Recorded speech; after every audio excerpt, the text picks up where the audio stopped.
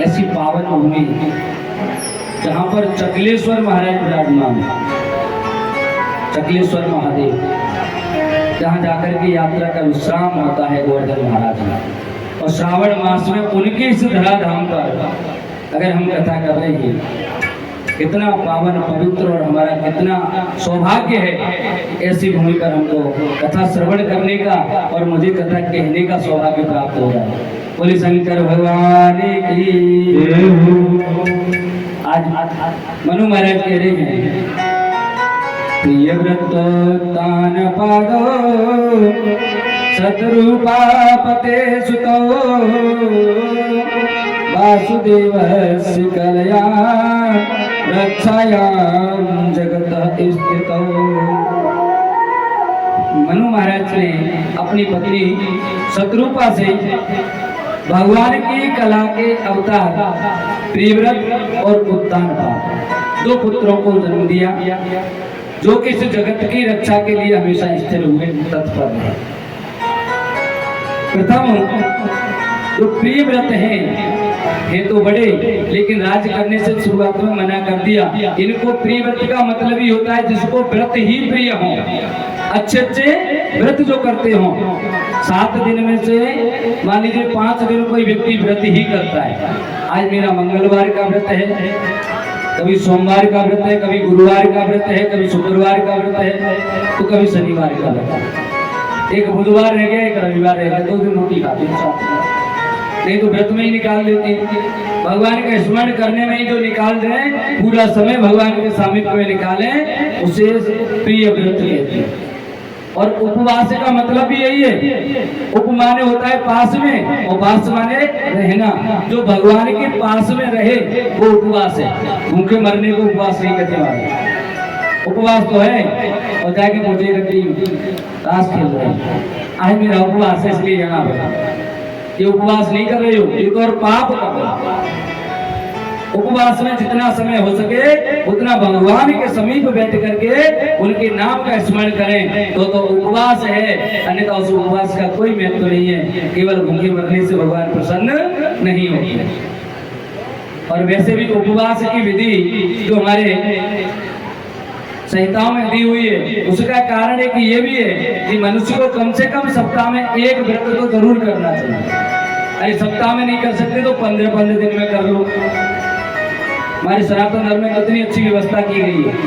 कोई रखे तो रोज व्रत करो, डेली का व्रत है, रोज उपवास करो। रोज नहीं कर सकते तो सप्ताह में एक बार कर लो। सोमवार का कर लो, मंगलवार का कर लो, गुरुवार का कर लो, शुक्रवार का करो, शनिवार का करो, रविवार का करो।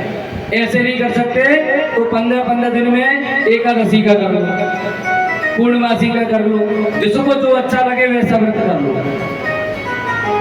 व्रत इसलिए आवश्यक है क्योंकि जो हम जैसा भी उल्टा सीधा सब कुछ खाते रहते हैं, इसके पाचन के लिए मशीन को थोड़ा आराम भी देना पड़ता है। कुछ कम खाएंगे तो हमारी जो पाचन क्रिया है वो सही दुरुस्त बनी रहती है, इसलिए भी आवश्यक है। इसमें अब कुछ लोग तो कि मेरा व्रत है, मेरा व्रत है, और व्रत ऐसा व्रत रखते हैं सुबह जगते से ही है गिलास भर करके चाय पिएंगे, मेरा व्रत है आज। थोड़ी देर बाद नहा धो के 4-6 गांठ बैठे की रख लो, केले रख लो, सेब ले आओ, अनार ले आओ, आज मेरा व्रत है। उनको खा के फिर दोपहर में बना लेंगे खीर, बना ली साबूदाने की या समा की, या फिर नहीं है तो आलू सेक करके उनको भून करके रख लिया।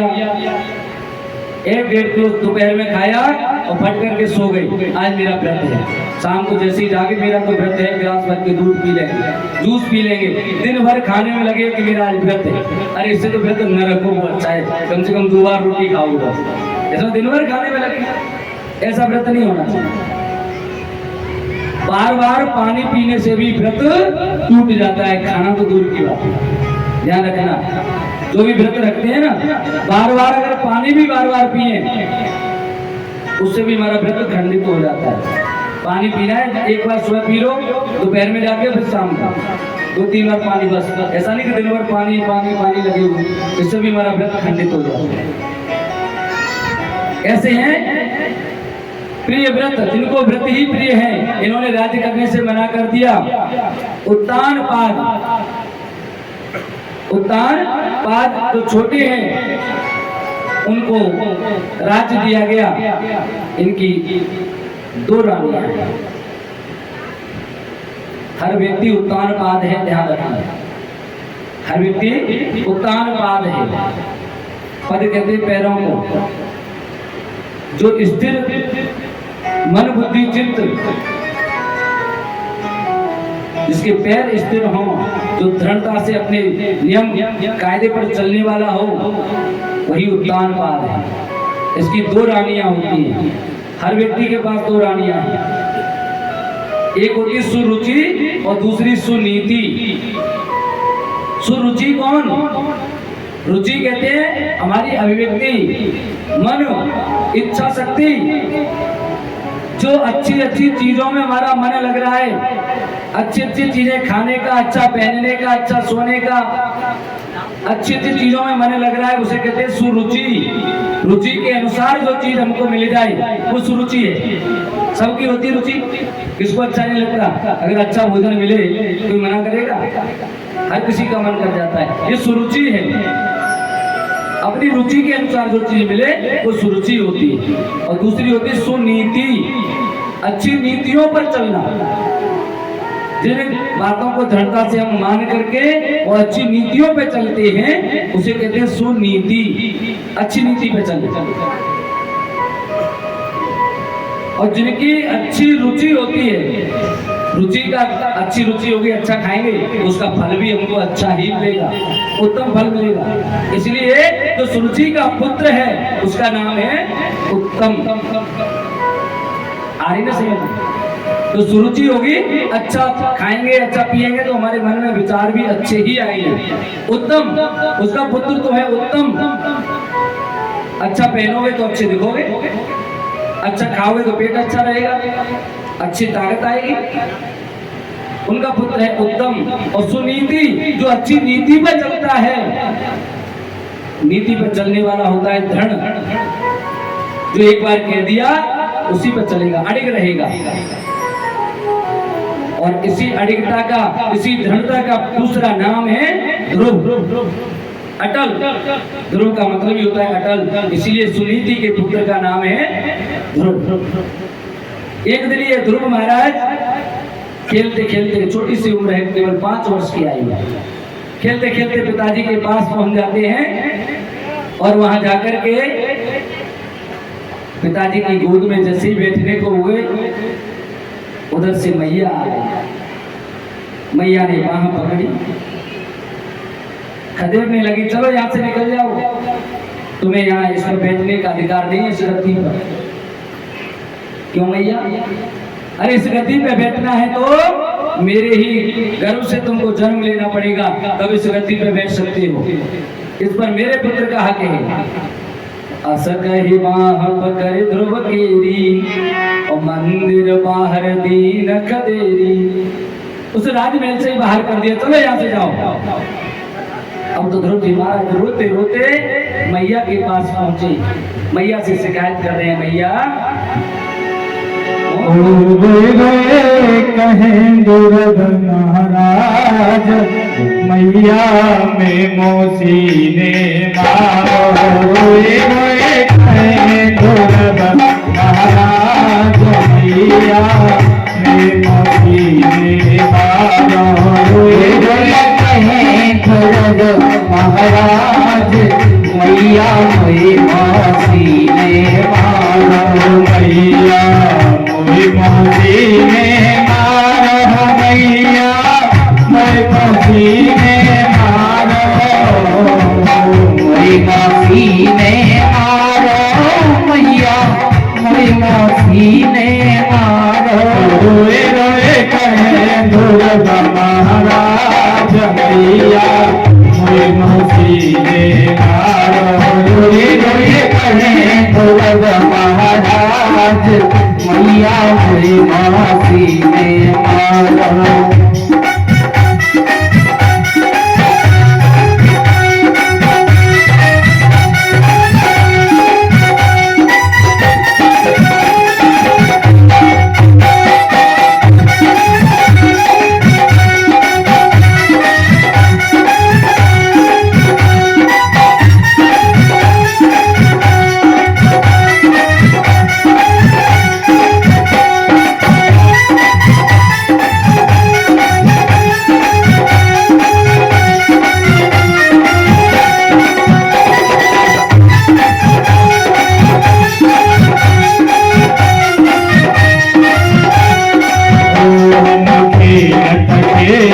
मैया हम गए पिताजी मैया।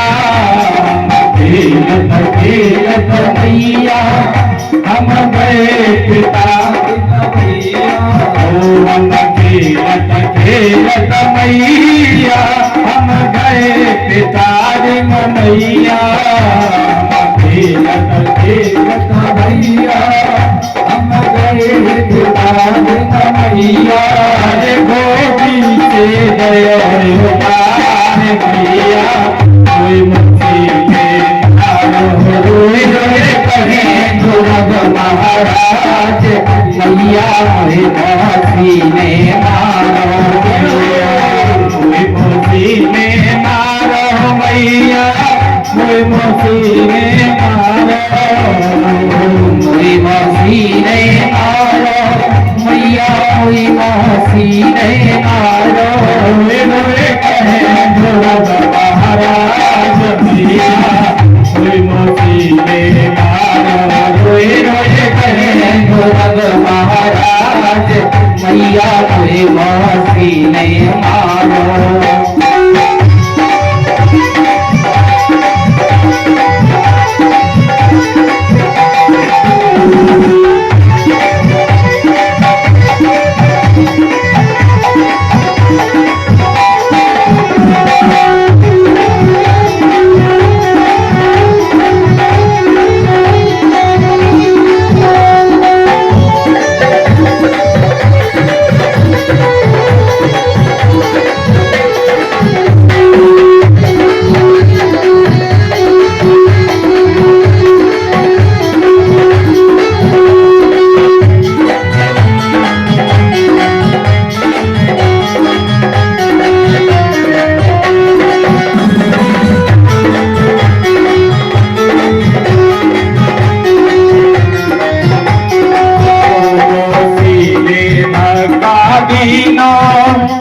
तरस पिताने दीनो।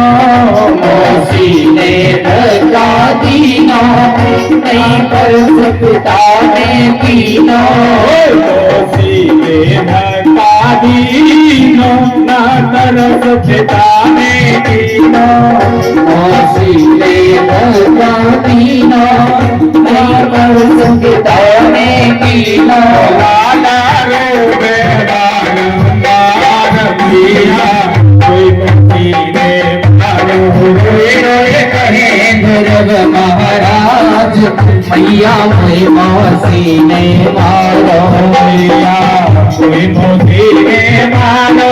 मैया कोई मोसी ने मारो।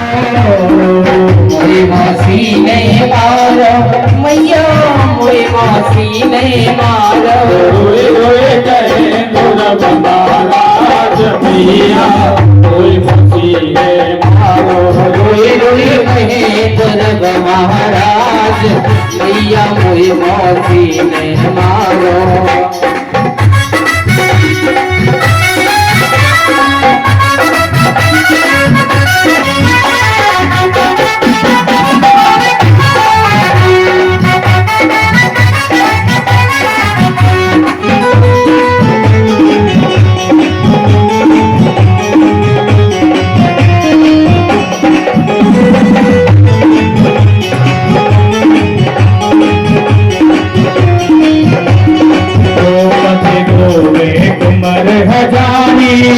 समझाए गई माता तुम्हारी तुम्हारे हजारी समझाए गई मात तुम्हारी तुम्हारे हजारी समझाए गई माता तुम्हारी तुम्हारे हजारी समझाए गई मात तुम्हारी तेरे पिता एक भगवान भैया रोए रोए कहे ध्रुव महाराज मैया मोई सीने मारो मैया मोती ने मारो मैया मोती ने मारो मोई सीने मारो मैया मोई सीने मारो रोए रोए कहे ध्रुव महाराज सीने मारो रोए रोए कहे ध्रुव महाराज मैया मोई सीने मारो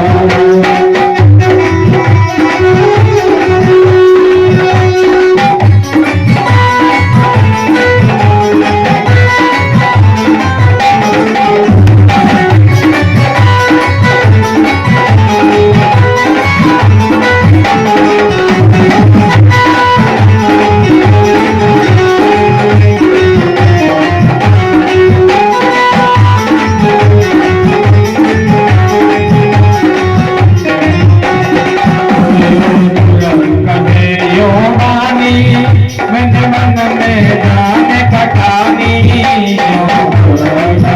यो वानी मैंने मन जाने की कहानी मेरा जन्म सबल हुआई मैया मोती ने मारो रोए रोए कहे ध्रुव महाराज मैया मोई सीने मारो मैया कोई मोती ने मारो मैया कोई मोती ने मारो सीने मारो मैया मोई सीने मारो रोए रोए कहे ध्रुव महाराज मैया मोती ने मारो रोए रोए कहे ध्रुव महाराज मैया मोई सीने मारो रोए रोए कहे ध्रुव महाराज मैया मोती ने मारो रोए रोए कहे ध्रुव महाराज मैया मोई सीने मारो रोए रोए कहे ध्रुव महाराज मैया मोती ने मारो रोए रोए कहे ध्रुव महाराज मैया मोई सीने मारो मैया मोती ने मारो आज ध्रुव जी महाराज मैया के पास पहुंचे। मैया, इसको मैया ने मारा है। आज मैया कहने लगी, बेटा आप चिंता मत करो, भगवान ही तुम्हारे एक परम पिता हैं। गुरु जी कहने लगे, अगर वो पिता हैं तो मिलेंगे कैसे? मैया कहने लगी कि बेटा उनको पाने के लिए तो तप करना पड़ेगा। तप बल रचई प्रपंच विधाता प्रपंच विधाता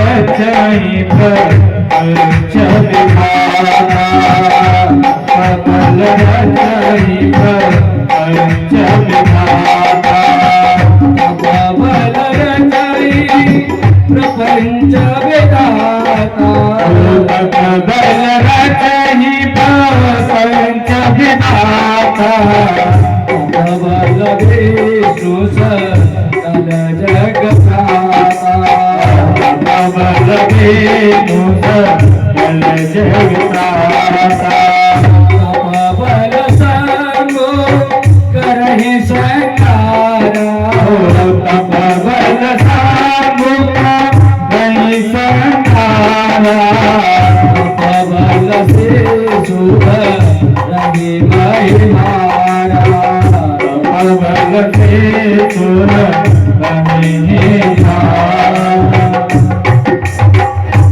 तप के कारण जैसे विष्णु भगवान संसार की सृष्टि करते हैं, ब्रह्मा जी सृष्टि की रचना करते हैं और विष्णु भगवान इसका पालन करते हैं, शंकर भगवान इसको नष्ट करते हैं। पूरी पृथ्वी का जो भार है उसे शेषनाग उस तपस्या के बल पर ही अपने शीश पर धारण किए। बेटा तपस्या से भगवान अवश्य मिल जाते हैं। कहने लगे ऐसी बात है, फिर तो मैया मुझे जाना पड़ेगा, मैं तपस्या करने जा रहा हूँ। मैया कहने लगी बेटा 5 वर्ष का है? तुम कहाँ जाओगे तपस्या करने? तुम क्या जानो तपस्या किसे कहती है? नहीं मैया अब मैं नहीं मानूंगी, ये अटल संकल्प है मेरा, दृढ़ संकल्प। जब तक हरि के दर्शन करी हो और तब तक जग में पैर नहीं, जब तक मैं भगवान के दर्शन नहीं कर लूंगा तब तक लौट करके संसार में नहीं आऊंगा, मैं बन को जाऊंगा। ऐसा कह करके और जैसे ही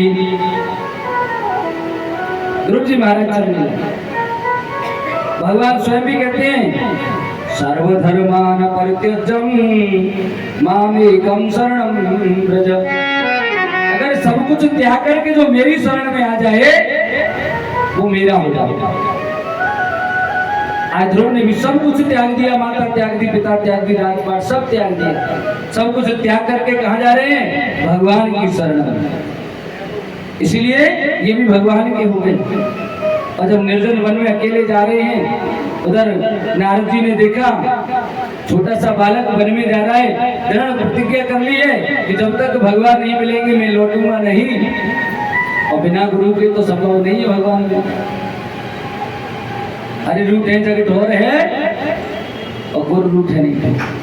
अगर गुरु जी रूट जाए तो कहीं ढोर नहीं होता, क्योंकि अगर भगवान रूट जाए तो गुरु द्वारा से मिला देंगे, लेकिन अगर गुरु रूट गए तो उनको कोई मिलाने वाला नहीं। इसलिए गुरु बहुत आवश्यक है, बिना गुरु के भगवान को नहीं मिलेंगे। इसलिए नारद जी चले आए। नारद जो आसक्त नहीं है, जो विरक्त हैं, और वैसे कहते हैं नारद कलह प्रिय स नारद, जो कलह प्रिय है, जिसको लड़ाई दंगा कराने में आनंद आता हो वो नारद है। अच्छा, भगवान की लीलाओं में उन कलह में भी कहीं न कहीं कुछ न कुछ लाभ छिपा होता है, इसलिए तो कलह कराते हैं।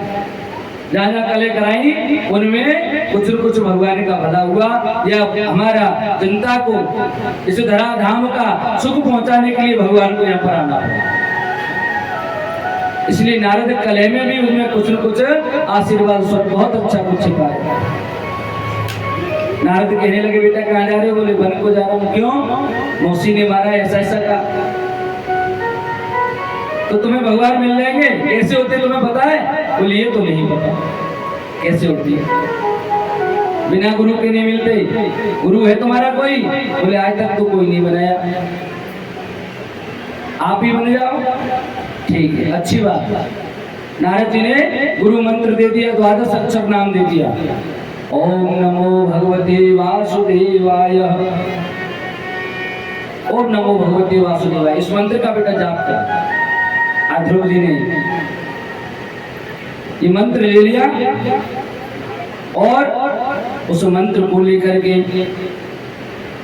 आज गुरु जी की, और देखो कितनी बड़ी बात है, गुरु शब्द की बातें आ रही है और गुरु महिमा का वर्णन करें तो वैसे तो कहते हैं कि सब धरती कागज करो और लेखन सब बन राय, और 7 समंदर मस करो पर गुरु गुण लिखो न। गुरु जी के गुण तो इतने होते हैं कि चाहे 7 समंदर की स्याही बना लें, वैसे धरती पर जितने भी पेड़ खड़े हैं उनकी कलम बना लें, पूरी धरती को ही कागज बना दें, और इस पे भी अगर लिखें गुरु के गुणों को तो लिख नहीं सकते। स्वयं शारदा भी अगर गुरु का गुण गान करने को बैठ जाए, और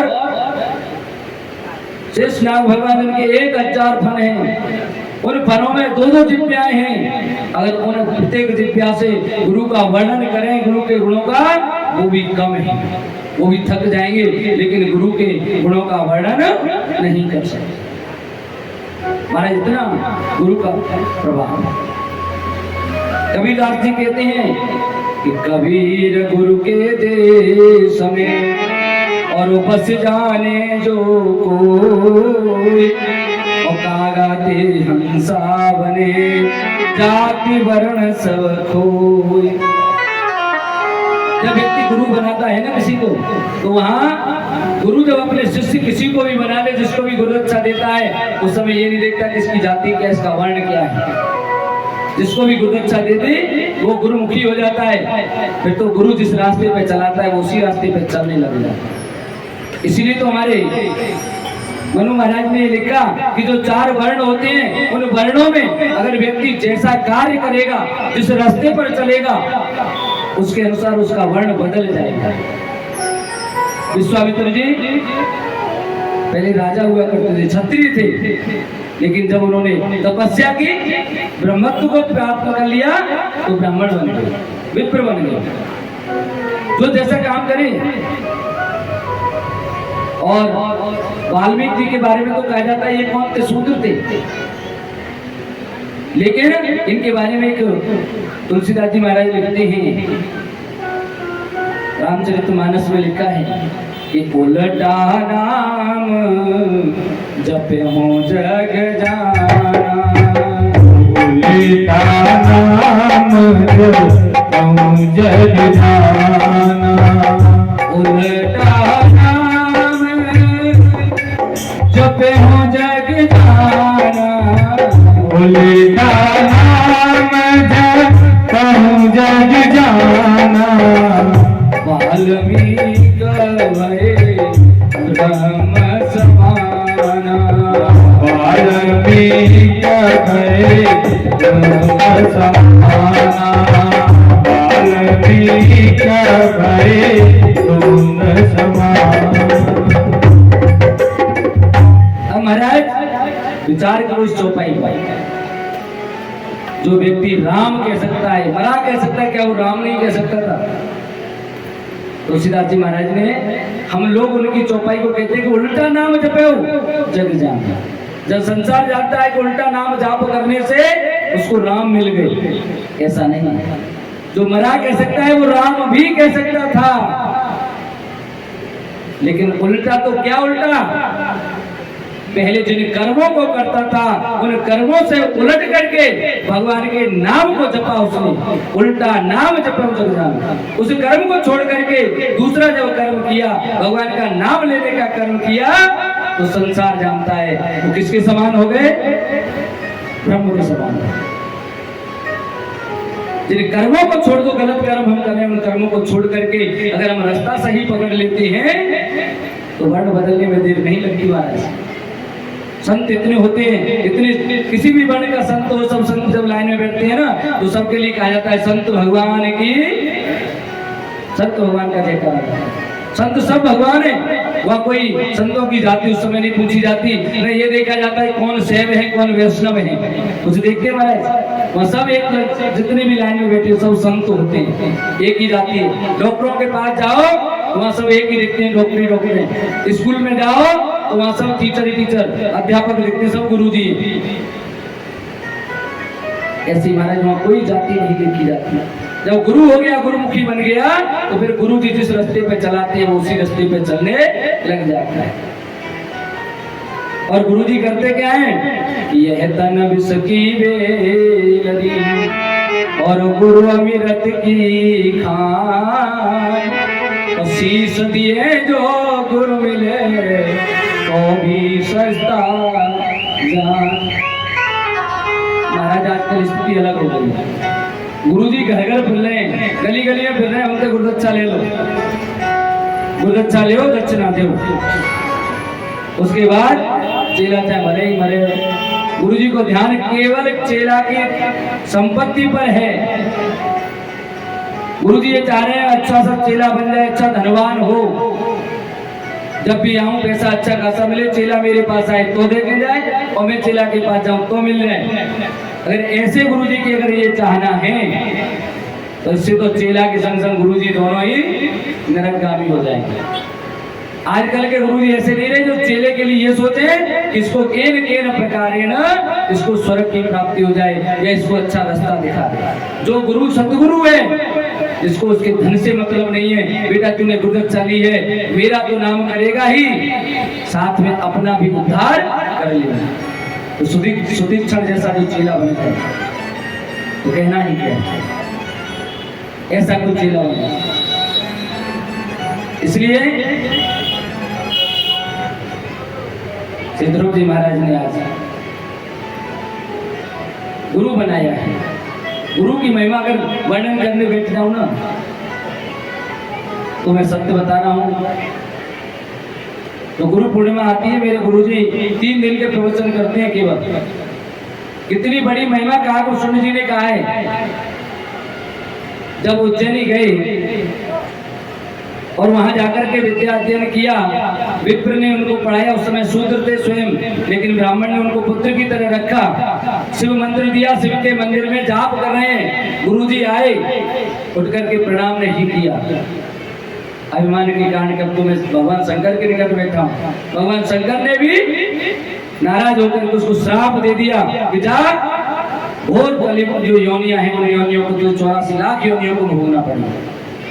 तब गुरुजी ने ऐसा दारुण साप सुन करके हाथ जोड़ करके विनय की थी, नमामि समीशान एवं हे प्रभु, आप इतने सज्जन, इतने भोले वालों पर इतना दारुण श्राप आप कैसे दे सकते हो।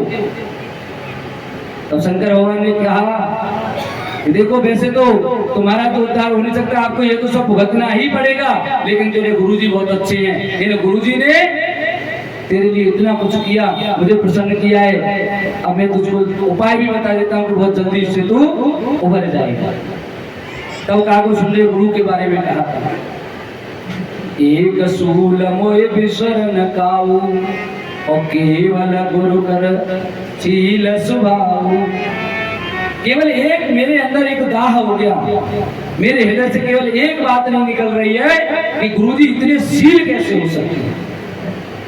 जिस गुरु के अंदर इतनी शीलता नहीं है, जो अपने शिष्य को इतना नहीं मान सकता, चलो अपमान किया तो कोई बात नहीं, कुछ कुछ गुरु तो ऐसे होते हैं, अगर चेला ने अगर सीताराम भी आगे से नहीं कर पाई, उसी दिन मुंह मोड़ के चल जाना, हमारे सीताराम नहीं की, पैर नहीं पड़े हमारे, केवल सीताराम पे। ऐसे ऐसे गुरु हैं, कम से कम ये गुरु की उपमा होनी चाहिए। और काकुल स्वयं कह रहे हैं, एक असूल विसरण काऊ और केवल गुरु का शील स्वभाव। गुरु जी का इतना शील स्वभाव है, मेरे गुरुजी ने मेरे इतनी बड़ा पाप कर दिया, शंकर भगवान ने मुझको श्राप दिया, उस श्राप को भी उन्होंने थोड़े से समय में पूरा करने का उनसे वचन ले लिया। मेरे गुरुजी इतने अच्छे हैं। गुरु की महिमा तो हमारे जगह करने बैठे हो ना, तो मैंने कहा ना आपसे, गुरु की महिमा का वर्णन किया नहीं जा सकता। कि गुरुजी मेरी रंग दे चुनरिया रंग रंगीले, गुरुजी मेरी रंग दे चुनरिया रंग रंगीले, गुरुजी मेरी रंग दे चुनरिया रंग रंगीले, गुरुजी मेरी रंग दे चुनरिया रंग रंगीले,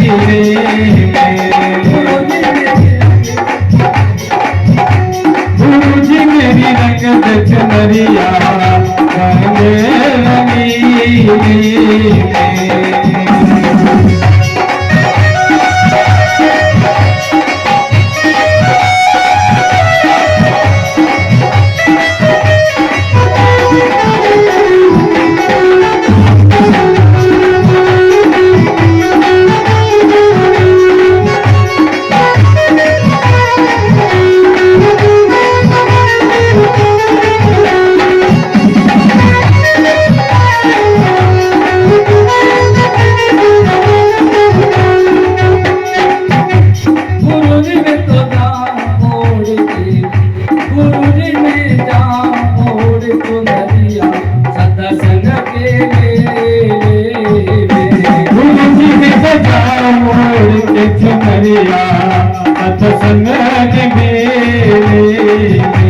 गुरु जी का ओढ़ चुनरिया सत्संग के मेले गुरु जी मेरे दामोद चुनरिया सत्संग के मेले में। गुरु जी मेरी रंग चुनरिया रंग रंगीले गुरु जी मेरी रंग चुनरिया रंग में रंगीले में।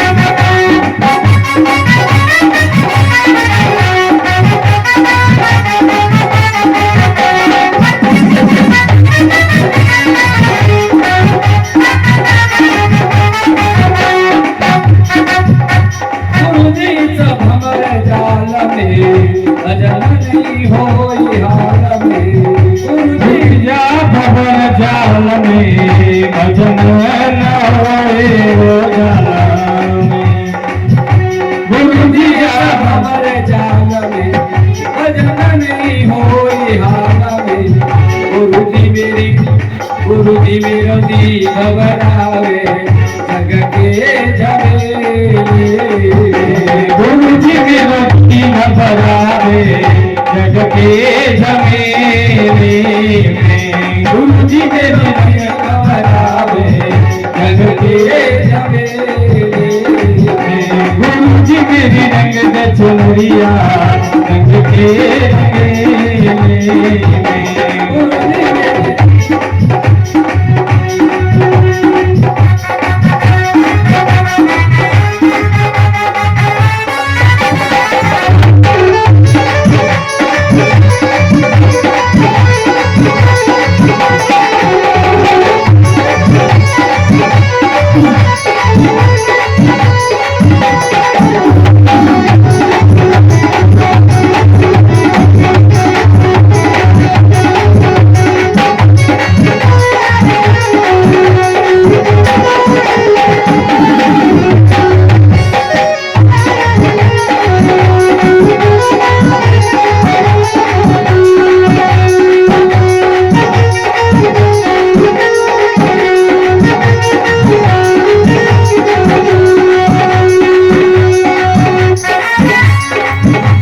गुरु जी मेरी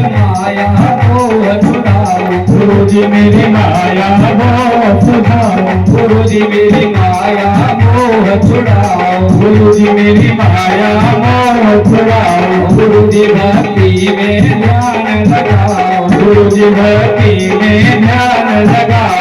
गुरु जी भक्ति में ध्यान लगाओ गुरु जी भक्ति में ध्यान लगाओ। गुरु जी मुझे दर्शन देना गुरु जी मुझे दर्शन देना सत्संग के मेले गुरु जी मुझे दर्शन देना सत्संग के मेले में। गुरु जी मेरी जगत चुनरिया गुरु जी मेरी रंग चुनरिया रंग रंगीले में।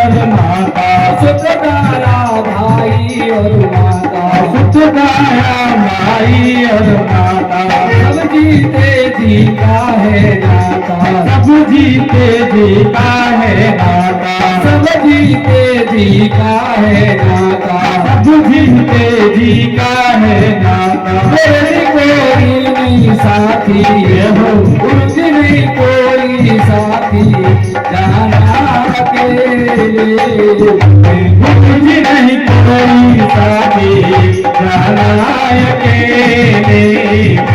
गुरुजी मेरी रंग दे चुनरिया, रंग के रंगेले में।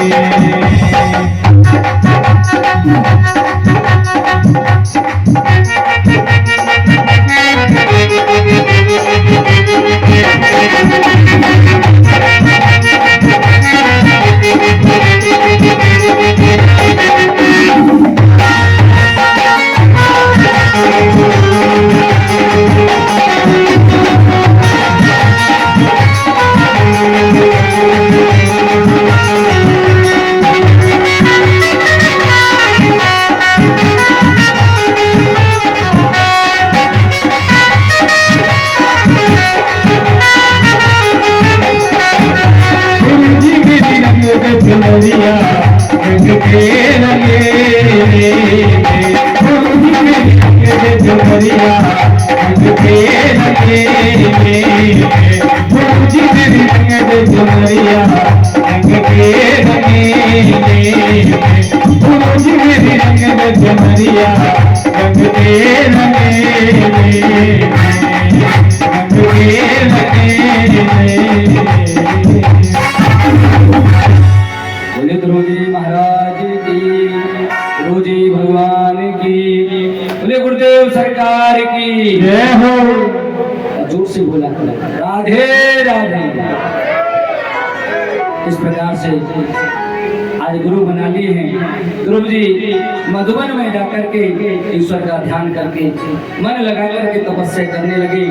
पहले महीने में ध्रुव जी ने अन्न का त्याग कर दिया, केवल फलाहार किया, और वो भी फिर 3-3 दिन बाद में केवल जो केंथ के फल होते हैं उनको खा करके, और 3-3 दिन बाद में खा रहे उनको। उसके बाद दूसरे महीने में 6-6 दिन बाद सूखे पत्ते खा करके और भगवान का स्मरण कर रहे हैं। अगली बार जब थोड़ा समय और निकला, चौथे महीने में 12-12 दिन के बाद में वायु का आहार कर रहे हैं। चारों तरफ से जब इन्होंने वायु को खींच करके और ऐसा कि अपने पैर एक पैर पर खड़े हो गए, एक पैर पर खड़े होकर के इन्होंने तपस्या करना प्रारंभ कर दिया। तपस्या करते समय इनका केवल एक पैर का अंगूठा ही पृथ्वी से लगा रहा, बाकी पैर ऊपर उठा। इसके कारण पृथ्वी थोड़ी सी पश्चिम की ओर झुक गई। अब तो इतना तप देख करके देवता लोग कहने लगे भी ये तो बड़ी तगड़ी तपस्या हो रही है, कौन कर रहा है? अब देवता कहते जो जैसा होता है वो वैसा ही सोचता है। संत लबार चोर मुने ज्ञानी, और जैसे आपन तैस दूसर जानी। संत को दूसरा भी, सामने वाला व्यक्ति भी संत जैसा ही दिखाई देता है। लबार व्यक्ति होगा ना, लुच्चा लफंगा व्यक्ति, उसको सब लफंगे दिखेंगे। ज्ञानी पुरुष को सब ज्ञानी दिखाई देते हैं, चोर को सब चोर दिखते हैं। जो व्यक्ति जैसा होता है उसको सब ऐसे दिखाई देते हैं। इसीलिए देवताओं को भी स्वयं जो स्वार्थी हैं उनको लगा के शायद प्रहलाद ध्रुव जी इसलिए तपस्या कर रहे हैं, शायद ही कभी इंद्रासन लेना तो नहीं चाहिए, इसलिए इतनी कठिन तपस्या चल रही है। सो इंद्रासन की कारण अब तो ध्रुव जी की तपस्या में विघ्न डालने के लिए उन्होंने अपने सब कुछ कार्य किए। वर्षा भी तेज की, धूप भी तेज की, वायु का भी प्रवाह तेज रहा, आंधी तूफान सब आए, लेकिन ध्रुव जी अटल खड़े। अब तो देवता दौड़ करके भगवान के पास पहुंचे, भगवान आप जाओ और इनको दर्शन दो, अन्य का पता नहीं है क्या कर देंगे। भगवान आए, आकर के ध्रुव जी महाराज से कहा वरदान मांग लो। ध्रुव जी कहने लगे आप कौन हैं? बोले हम भगवान हैं। भगवान ऐसे होते चार चार हाथ हैं, हाथों में शंख चक्र गदा और पद्म है।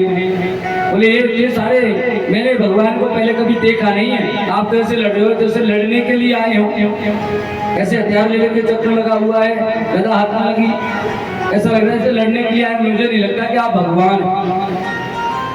भगवान ने अपनी छवि को आज ध्रुव जी के हृदय में उतारा है। ध्रुव जी को जहाँ साक्षात्कार हुआ भगवान का, पहचान लिया। भगवान कहने लगे मांग लो, ध्रुव जी कहने लगे हमसे मांगना नहीं आता, हमसे मांगना आता ही नहीं भगवान, हम क्या करें?